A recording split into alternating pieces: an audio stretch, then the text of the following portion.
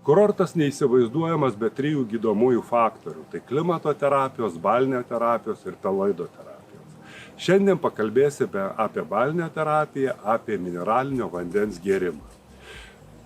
Mineralinis vanduo veikia 3 faktoriai – tai cheminis, mechaninis ir terminis. Cheminis faktorius yra be galo svarbus, bet svarbus yra ir terminis, ir mechaninis faktorius. Taip, kaip ir kokį turėtume gerti mineralinį vandenį.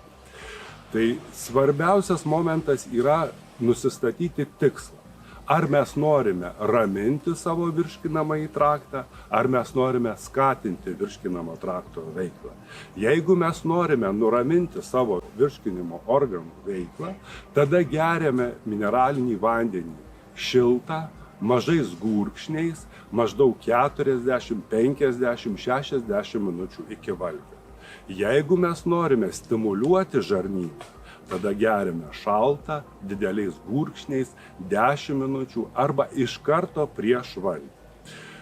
Kiek gerti mineralinio vandens? Paskaičiavimai yra labai paprasti. Tai 3 ml kilogramui kūno svorio.